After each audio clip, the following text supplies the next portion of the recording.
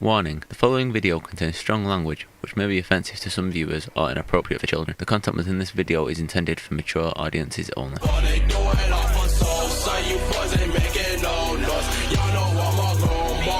Well, that was fun.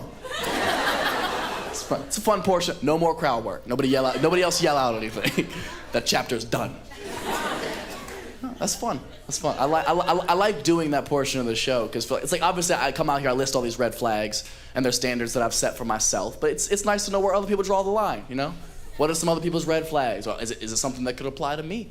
You know, there's a lot of self-reflecting that I think people need to do more often, especially use that time. When you're single, if you're single, use that time, do some self-reflection. Think about the kind of shit you like. I went through a horrible breakup at the beginning of this last year, and I thought it was such a lull moment. I was like, this is such a lull in my life. Nothing positive is gonna come out of this, but I did some thinking. And it made me realize so much about myself.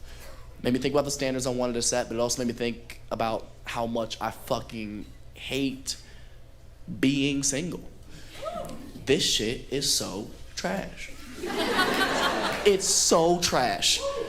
People overhype the fuck out of being single, don't they? Especially the freedom aspect of it. As soon as you're single again, all your friends are like, oh, you can go sleep with whoever you want. No, you can't. No, you can't. No, you couldn't before. Why could you now, all of a sudden?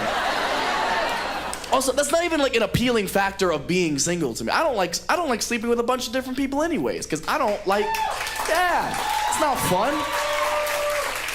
That's not fun, man. I don't like inconsistent feedback. Bro, my ego can't handle it, dog. I'm too fickle, okay? I need to know where I stand sexually at all times, okay? That's the best part of any long-term relationship. If you've been together long enough, you probably have pretty good sexual chemistry. It's why you stuck around. You like what they like what you like, meshes pretty well. The relationship that I ended earlier this year, that was the best part about it. We stayed together months after we should have, just because we had that sexual chemistry. It's a hard spark to walk away from. It's fun, makes you feel good about yourself. You know, I was getting my ego stroked daily. Like, how the fuck you walk away from that? It's so much fun. I knew with this girl, there was like a certain position I could put her in, and if I hit her with like the right move, just bow, then like, she couldn't handle that. Like, it was too much dick for her. She was like, oh, my stomach. And I'm like, shut up. Whatever. It is not in your stomach with your shallow guts. Whatever.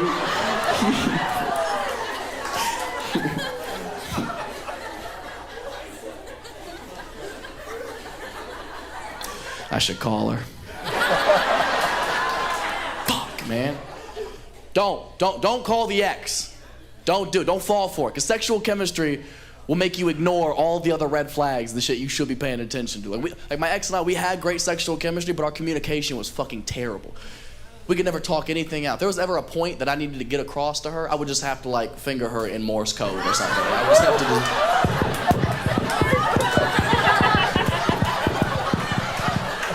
Then the next day, my boys are like, how'd the talk go? I'm like, it was terrible. This bitch just sat back and rolled her eyes at me the whole time. Luckily, I can read lips.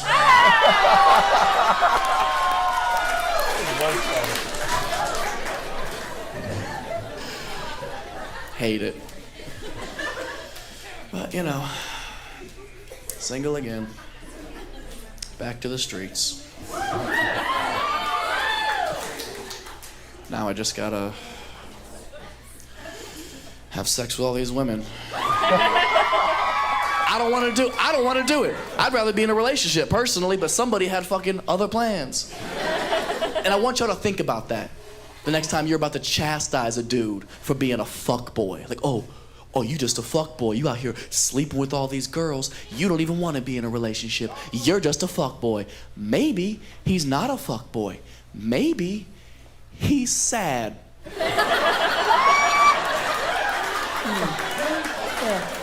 Maybe behind every fuckboy is a man who once loved too much. Or maybe that's exactly what a fuckboy would say. TBD.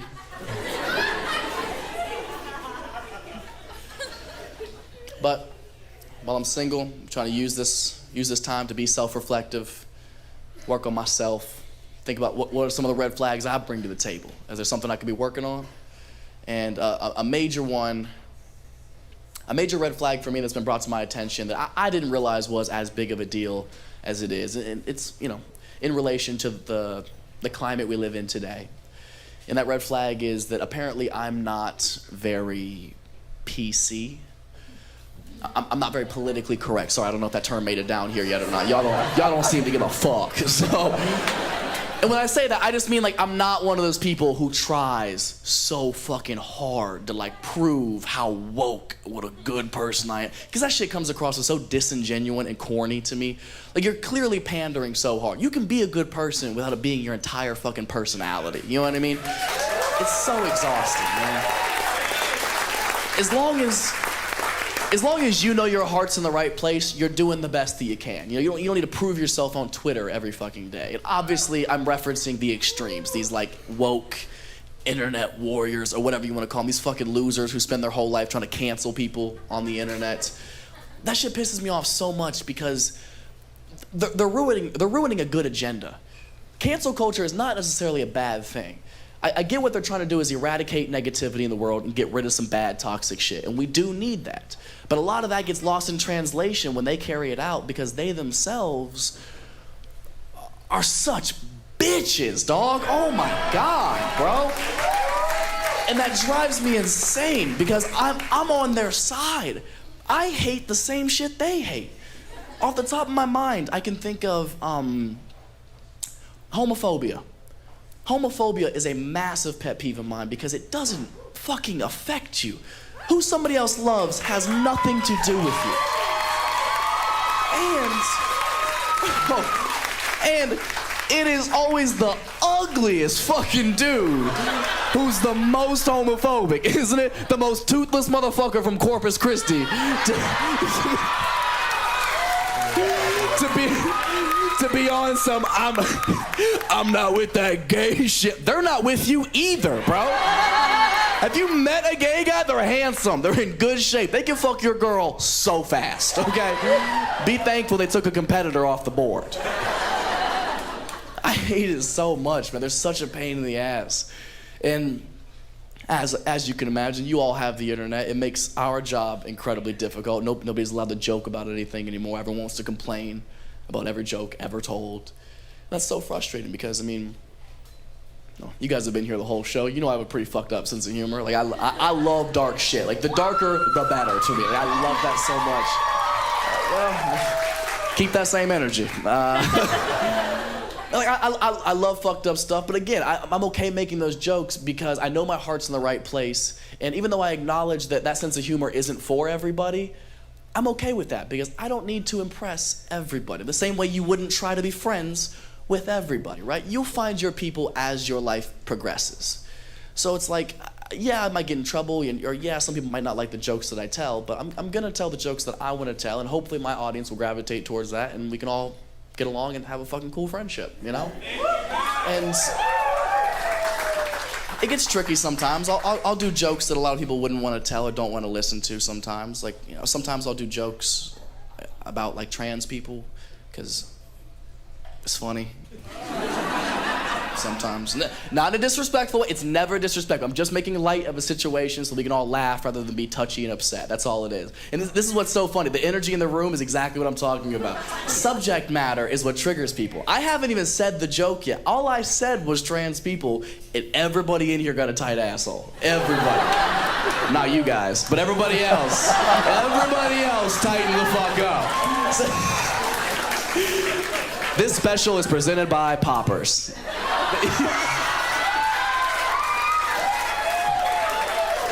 If you don't know what Poppers are, get you some gay friends, change your life. Change your life. But that's what I'm talking about. All I did was say a trigger word and people are automatically already uncomfortable. You guys are worried about being canceled just being in the room. Like, it's so funny to me. Because the jokes that I tell, they're never disrespectful. They're always with the utmost respect. I never want to hurt anybody's feelings. They're just some jokes, just to say some goofy shit and make the world laugh. That's all.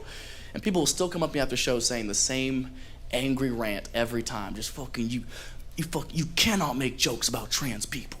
So what they're going through is so incomparable, and you can't imagine how hard their life is and the shit that they have to go through. Therefore, you cannot make jokes about trans people. And I hear you.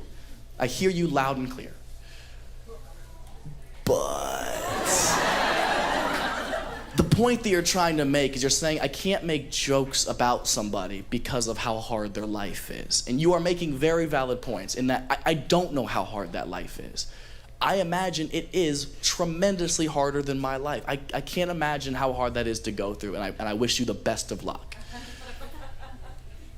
But at the same time, to retort that argument, you also don't have the hardest life.